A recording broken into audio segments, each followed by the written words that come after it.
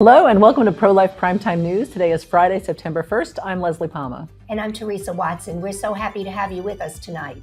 In our top story, we'll take a look at the political races to keep an eye on ahead of the November elections.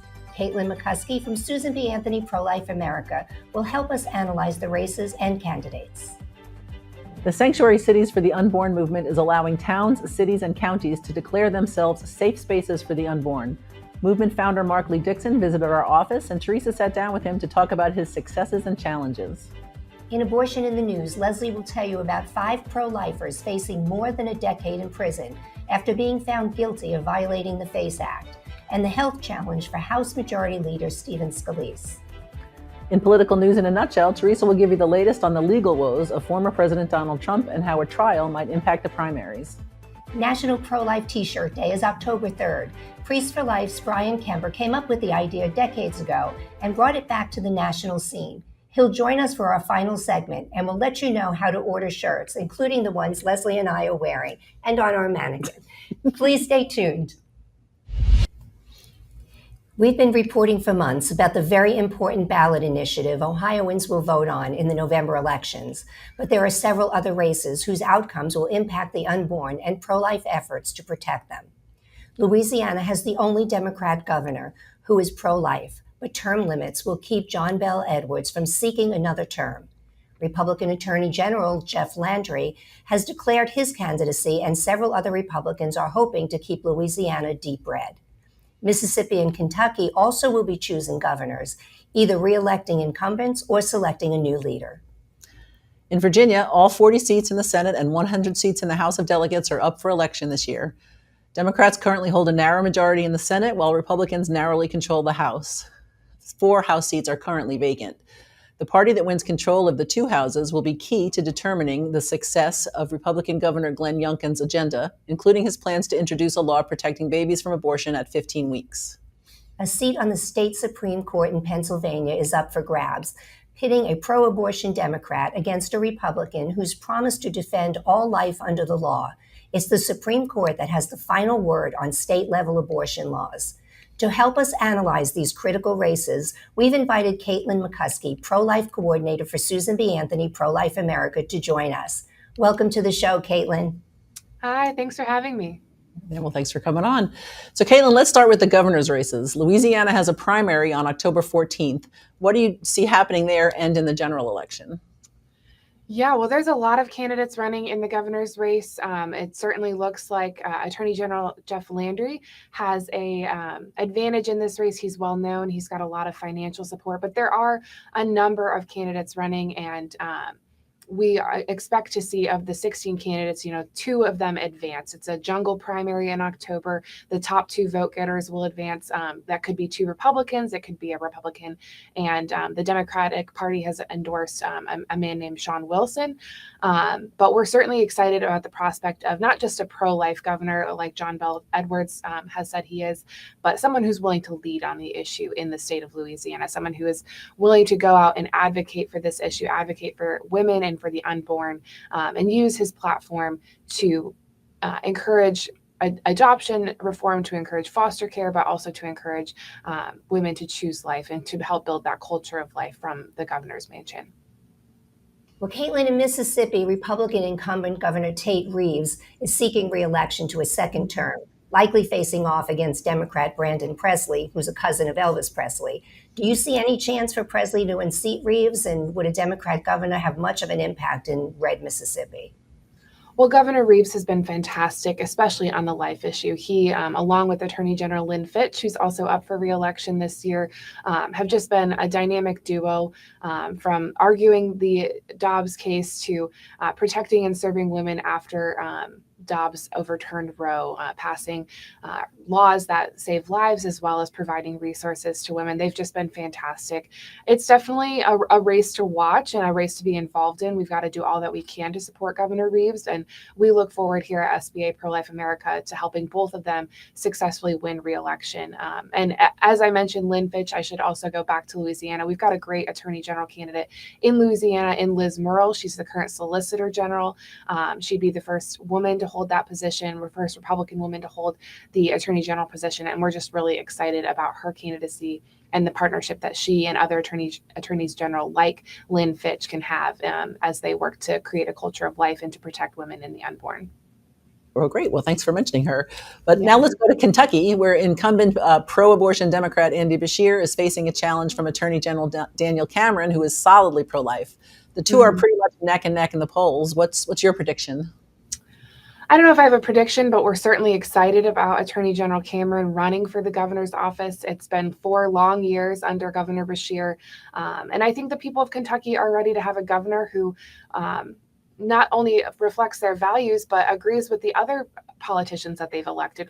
Kentucky has Republican majorities in the state legislature. They're passing laws, and they are constantly having to override Governor Beshear's vetoes. Thankfully, they're able to do this, but we're certainly very excited about the prospect of a pro-life governor who reflects the pro-life legislature's will and will work together with them to protect lives and to serve women. And again, we've got another great attorney general candidate there. Russell Coleman is running to replace speaking too soon, but Attorney General Cameron. And they'll be a fantastic duo at the top of the ticket and in those two offices working to protect women and the unborn. Well, as you know, the Virginia election is critical. Do you think the Republicans have a chance of increasing their majority in the House and reclaiming control of the Senate? I certainly think so. Governor Youngkin in 2021 really laid out a strong playbook on leading on life. He's done so in his time in the governor's office as well, championing measures like the 15-week pain-capable bill in Virginia that would limit abortion at 15 weeks and is a reasonable and common sense restriction that 61% of Virginians do agree with. And I think we've seen a number of candidates in the Virginia House campaign committee recently put out an ad championing that bill and championing it as common sense, pointing out the extremism of the other side, referencing things like Delegate Kathy Tran introducing a bill and explicitly saying that it would legalize abortion through the 40th week. You have the former governor, Ralph Northam, who we all heard talk about infanticide and whether or not that's a woman's choice after the baby is born.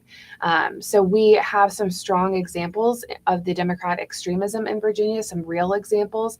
And we've seen a lot of candidates on the Virginia ticket really lean into this message and lay out a strong platform following on Governor Youngkin's leadership. So we're really excited about his leadership. We're excited about the candidates that we've got running. And I certainly think that we can hold the House and flip a couple seats in the Senate this cycle if we continue following that model.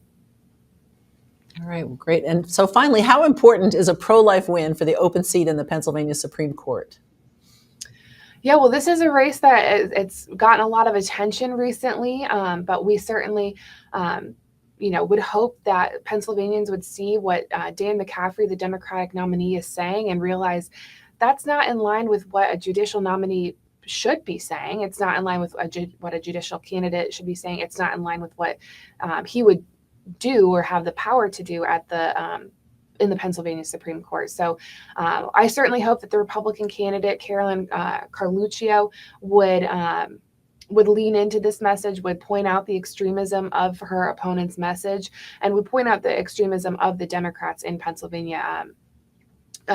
Recently, Governor Shapiro vetoed resources for women, vetoed those alternatives to abortion funding that is so critical and really does provide women those options that she needs to be able to choose life. So if she can point that extremism out, point out what they're doing with their control of the governorship, with their control of the state house, I certainly think that she can lean into that without, going beyond the bounds of what a judicial candidate is normally or supposed to say, given what they'll be ruling on. So it's important. It's going to set us up to hopefully take back the Pennsylvania Supreme Court in a few years, and we'll certainly be watching that race and learning all that we can about how to approach these judicial races going forward. Well, Caitlin, we really appreciate you taking the time to share your expertise with our viewers, and thanks so much for joining us. We hope you'll come back as Election Day gets closer. Certainly. Well, thank you so much for having me, and I look forward to talking with you guys again. All right. Thanks, Caitlin. It's important for every pro-life voter to make sure their registration is up to date and that they know all the important dates coming up. Everything you need to know about the 2023 elections, including how to get involved, can be found at prolifevote.com. Last week, I had the opportunity to talk with Mark Lee Dixon, the founder of Sanctuary Cities for the Unborn. Before we share that interview, I wanted to update you on new developments that occurred after our interview. The New Mexico Supreme Court will hear oral arguments regarding a request to strike down recent abortion ban ordinances in several cities and counties. The High Court on Tuesday announced it will hear arguments December 13th and agreed to consider legal briefings filed by an array of advocacy groups. The state attorney general in January petitioned the High Court to strike down abortion ban ordinances approved by local governments spanning much of eastern New Mexico. Attorney General Raul Torres argued the local laws violate state constitutional guarantees, including New Mexico's Equal Rights Amendment that prohibits discrimination based on sex or being pregnant. State abortion laws in New Mexico are among the most liberal in the country, but local governments in cities and counties where opposition to abortion runs deep have approved their own abortion restrictions, largely based on a 19th century U.S. law that prohibits the delivery of abortion supplies and medications. Local abortion ban ordinances dot the map from Edgewood on the outskirts of Albuquerque to Eunice near the Texas state line, also including Lee and Roosevelt counties, and the cities of Hobbs and Clovis. Most have been blocked by the Supreme Court while it considers the challenge by the state's Democratic Attorney General. Here is what Mark Lee Dixon had to say regarding his work with Sanctuary Cities for the Unborn. I'm here with my friend Mark Lee Dixon from Sanctuary Cities for the Unborn. Welcome to the show, Mark. Great to be here. Yeah. So tell us first a little bit about how Sanctuary Cities got started. What was the inspiration? Well, it all started when an abortion facility in Shreveport, Louisiana was looking at crossing the Texas-Louisiana border to a little city called Wascom, Texas. And the people of Wascom, they're known for Jim's Barbecue, David Beard's Catfish Village, East Texas football. They don't want to be known for an abortion facility. And so it reached out to the mayor, and he said to expedite them an ordinance. So put an ordinance together, and Wascom ended up passing an ordinance, became the first city in the nation to outlaw abortion. But they weren't the last. Several other cities followed in their footsteps, even Lubbock, which is 11th largest city in the state of Texas, 80th largest city in the United States. And now we're up to 70 political subdivisions having passed ordinances throughout the United States across 7 states. That's 67 cities and 3 counties. Wow. And we are not stopping anytime soon. Okay, well that's pretty amazing. So when did you start? What year was that? It was June of 2019. Okay, so you've achieved quite a lot in a short amount of time. So what's on the horizon? First, before we do that, explain exactly what sanctuary cities are. So sanctuary cities are cities that have passed an ordinance which prohibits abortion within their city limits. Now, obviously, that looks differently in New Mexico and Illinois than it does in Texas and Nebraska. But the heart of the ordinances is the same, that we're doing everything that we can to keep abortion out of these communities. Awesome. So tell me then, what cities are you working on now? Are you allowed to share? Or? Sure. Okay. So right now, we're working on Greenville County, South Carolina. We're working on Snowflake, Arizona. We're working on Quincy, Illinois, Amarillo, Texas. And let me tell you about Amarillo, Texas. Some people may be wondering, why are you still passing ordinances in Texas? Well, the work is far from over in the great state of Texas. We have abortion trafficking going on a regular basis all throughout the great state of Texas, and we got to push back. So what Mitchell County, Texas did recently, they passed an ordinance which covers the unincorporated part of their county. And so now the roads and the runways there in Mitchell County, abortion traffickers, if they were to use those, they could be sued into oblivion. Wow, that's awesome. So tell me, how does a city get started? I mean, what if I wanted one here in Titusville, where our studio is? What do I do? So we always encourage people to go to the online petition and to sign that online petition. And that's found at sanctuarycitiesfortheunborn.com. Now, we do that because this really is a process. Sometimes we've got just one shot at this when we go forward. And so when we get enough signatures in an area where we feel like we're comfortable, we can move forward, we do an interest meeting. So we fly out, drive out, do an interest meeting at a church, and we get all those people together. We don't move forward until we have someone on that city council or county commission that's willing to sponsor an ordinance. When we have someone that's willing to sponsor, we will draft an ordinance and provide with it an attorney letter which says, from my attorney, Jonathan F. Mitchell, former law clerk for Justice Scalia, was a former Solicitor General in the state of Texas. And that letter says that if that city or county is sued from the passage of that ordinance, he's willing to represent that city, that county at no cost to city and county taxpayers for any litigation that comes as a result. And let me tell you something, the ACLU and Democracy Forward and all these groups, they are paying very close attention to what cities and counties are doing. And so we want to make sure that every city that considers this, that they've got right off the bat strong legal representation, and that ordinance is not going to get them into a loss. Awesome. That's amazing. So what is your long-term goal? What do you see?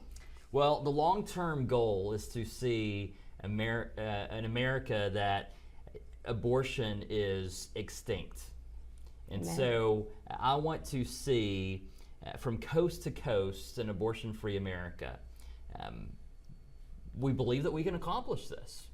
And I don't want to wait 50 years. I want to see it in a couple of years, right? Sure.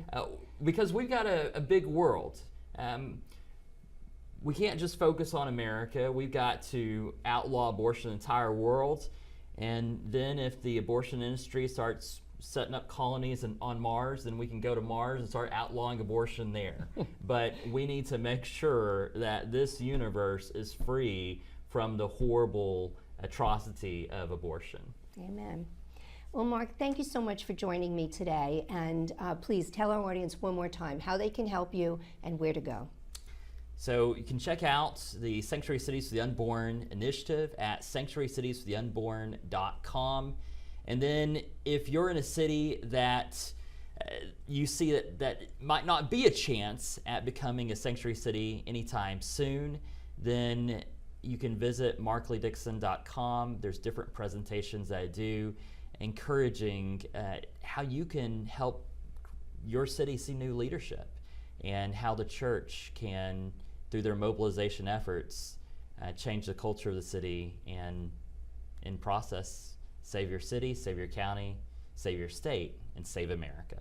Amen. Thank you, Mark. Appreciate your time.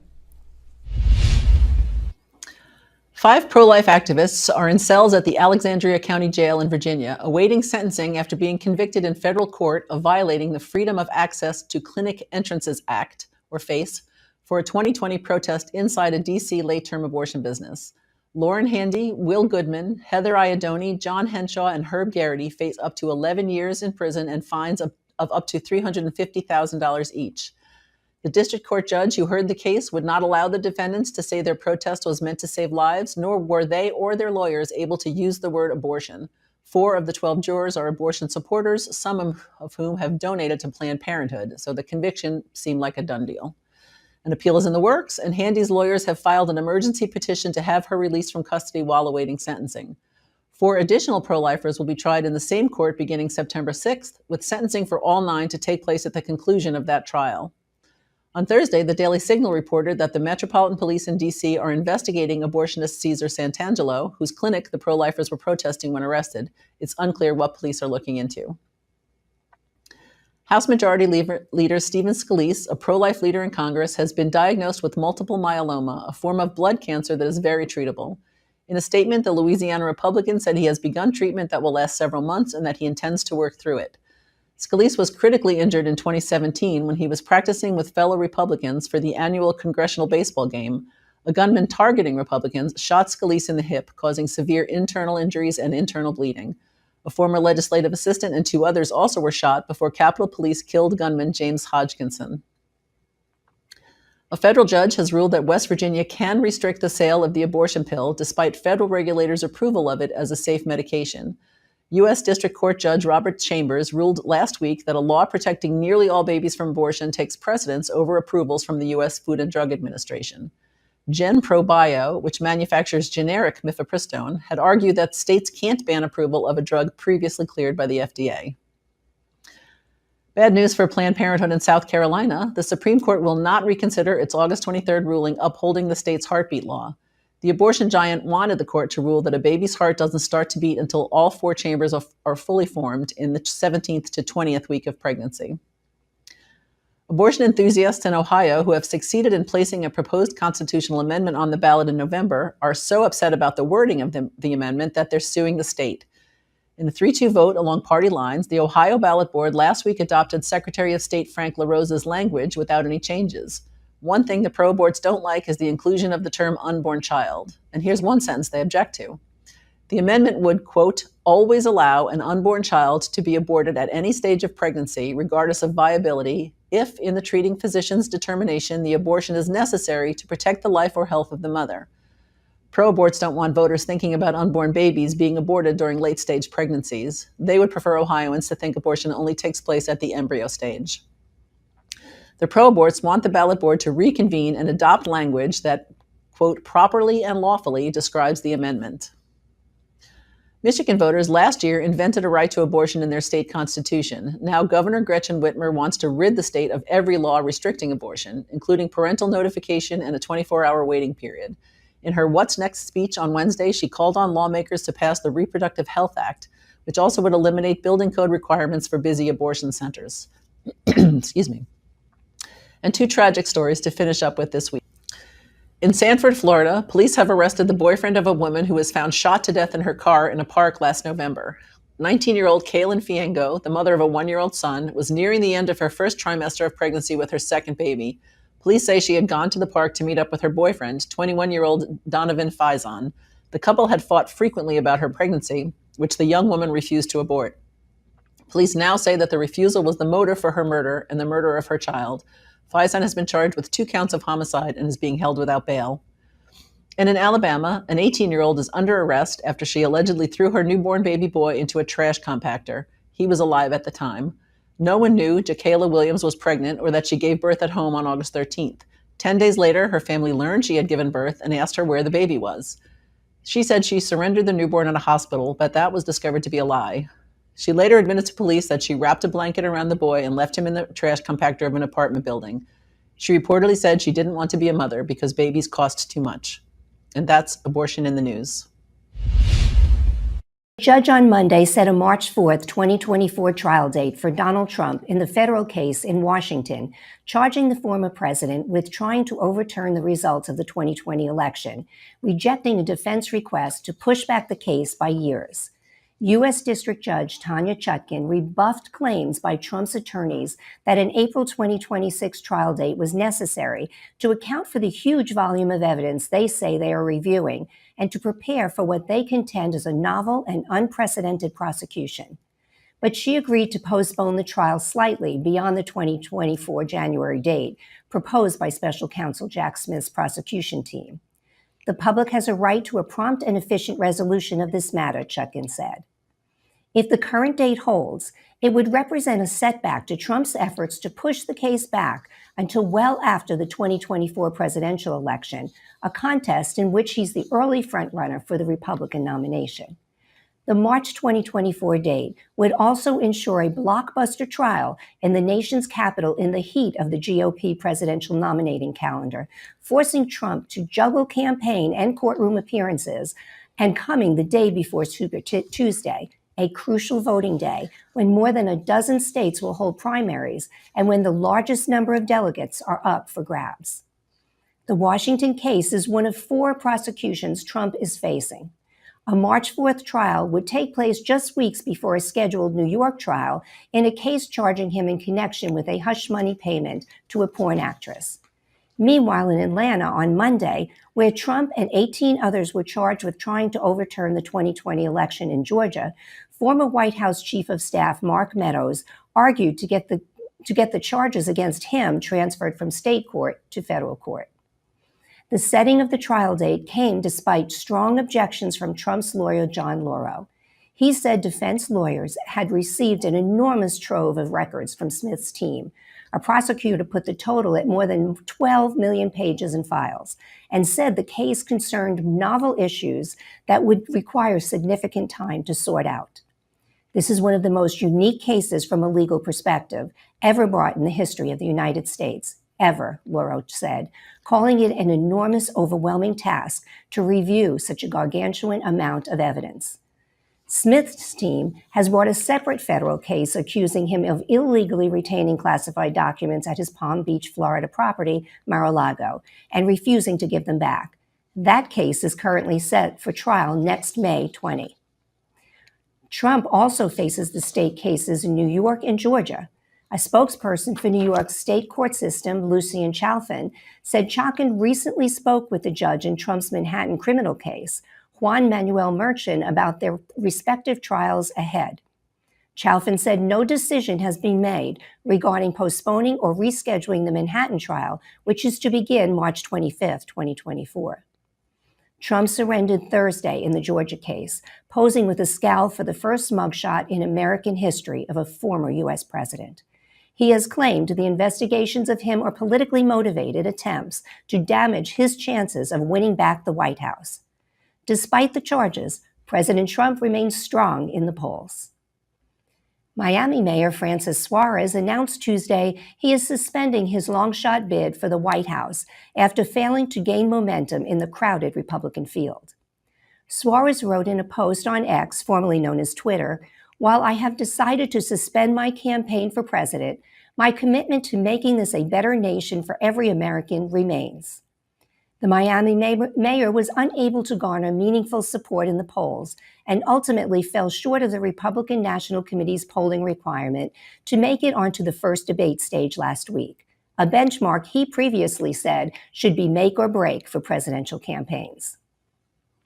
Virginia Governor Glenn Youngkin and his political team are devoting significant resources to gaining Republican control of the General Assembly this fall, hoping to enact a conservative agenda that would include passing new abortion legislation, according to several sources familiar with the governor's plans.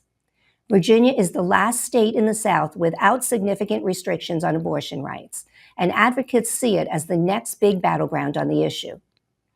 Sources familiar with Youngkin's plans said passing a ban on abortion after 15 weeks, with exceptions for rape, incest, and saving the life of the mother, would be a legislative priority for Youngkin if his party succeeds in the November legislative elections.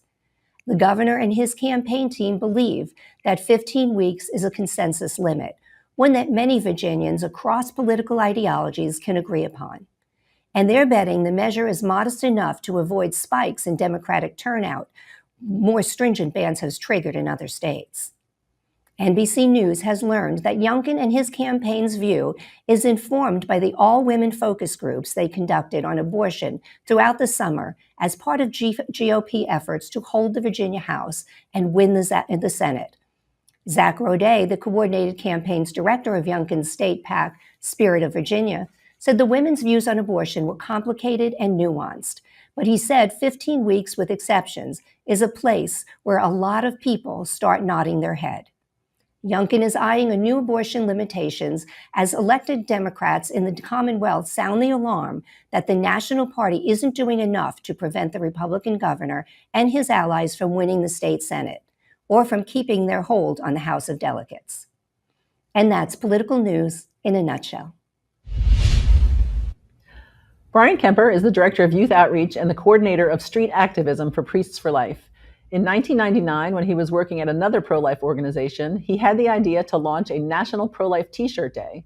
And in recent years, he brought the day back to life, in fact, expanding it to 3 days every year. Brian's with us tonight. Hi, Brian. Peace. How are we doing tonight? Good, good. Good. Thank you, Brian. So, Brian, how'd you come up with this idea? You know, it started with an idea because of the first thing I did was make pro-life stickers. That was one of the first things I did. And one of the first sticker I ever made just said abortion is mean. And I gave it to some college students at Loras College in Iowa. And one of the girls put it on her notebook, and she said she called me the next day and said that when she had her notebook sitting on her desk, the girl behind her told her, "I was scheduled for an abortion, but I saw your sticker. Can we talk?" And she ended up keeping the baby. Wow. And that was sort of my inspiration for doing stickers and T-shirts and stuff and all of that. And so in 1999, I went to my then boss, Paul Brown, and asked him about doing a pro-life T-shirt day, asking students all around the country to wear this pro-life T-shirt on the same day. And that's where the idea was launched from. So, Brian, you pretty much are always wearing a pro-life T-shirt. Tell us about some of the conversations your shirts have sparked. You know, it goes anywhere from on an airplane to at a grocery store. There's always somebody making comments about my shirts. I was sitting on an airplane once, and a lady came on and scolded me and told me that I was not part of the generation that would overturn Roe versus Wade.